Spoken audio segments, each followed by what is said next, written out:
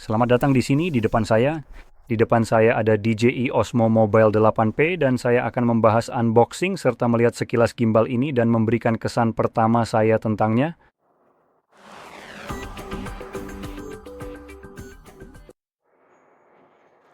Jadi mari kita langsung saja mulai.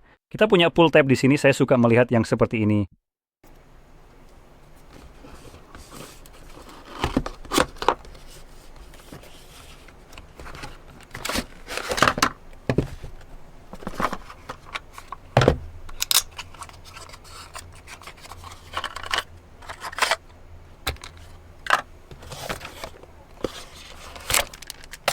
Oke, ada beberapa dokumen, tapi lanjut saja. Kita dapat kabel Type-C ke Type-C, dan satu lagi kabel serupa yang lebih pendek dengan sudut 90 derajat.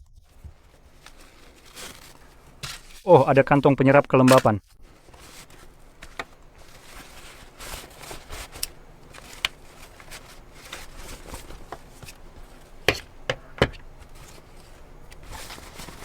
Oke, tidak ada apa-apa lagi di dalamnya. Jadi kita dapat kantongnya dan inilah gimbalnya. Yoink. Sekarang saya akan langsung cek satu hal yang sangat penting. Nyalakan.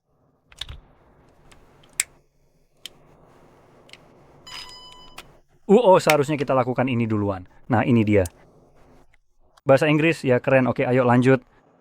Dan tentu saja saya harus menggunakan aplikasinya karena entah kenapa saya tidak bisa menggunakan ini tanpa aplikasi itu. Saya benar-benar benci omong kosong seperti ini. Saya kamu benar-benar tidak bisa menggunakannya. Keren. Jadi, alat ini memang menyala sekarang, tapi saya tidak bisa melakukan apa-apa dengannya. Jadi,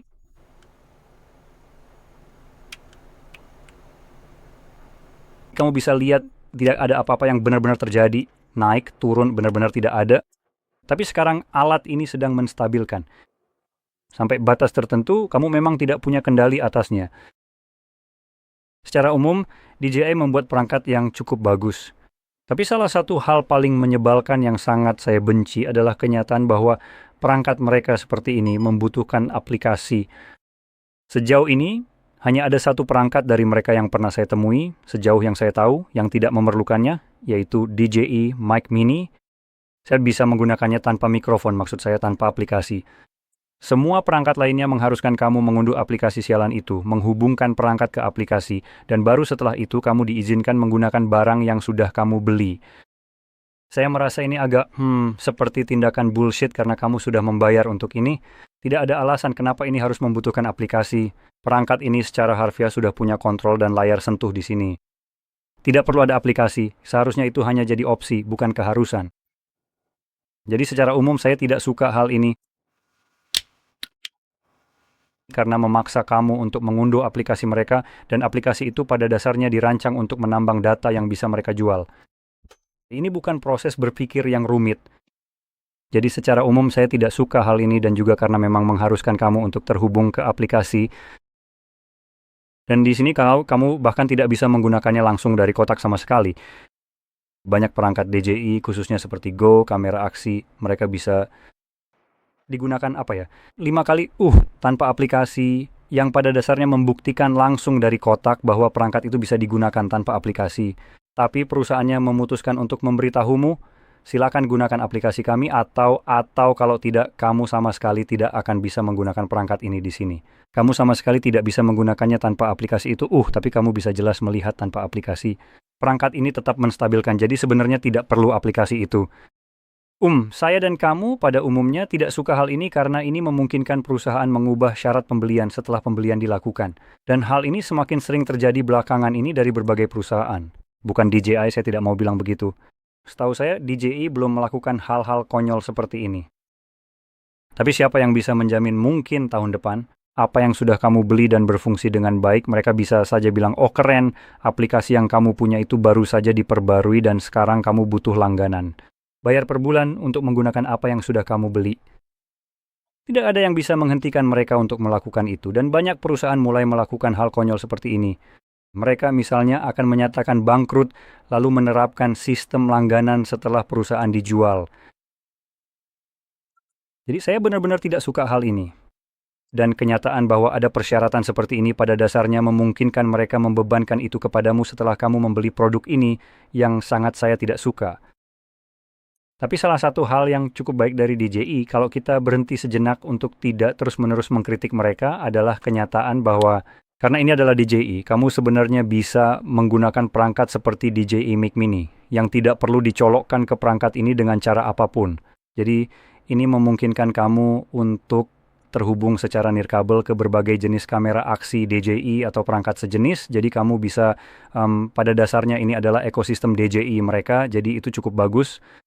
Jika ini entah bagaimana bisa membantumu di sini, tentu saja itu akan sangat bagus. Untuk gimbal secara khusus, saya rasa ini tidak terlalu berpengaruh, tapi misalnya untuk kamera aksi dan beberapa perangkat lainnya, kamu punya beberapa, seperti yang saya bilang, mic mini atau mic lainnya, kamu bisa menghubungkannya dan biasanya tentu saja kamu menggunakan ini dengan ponselmu dan perangkat lain. Jadi ini bisa jadi sesuatu yang bagus untukmu.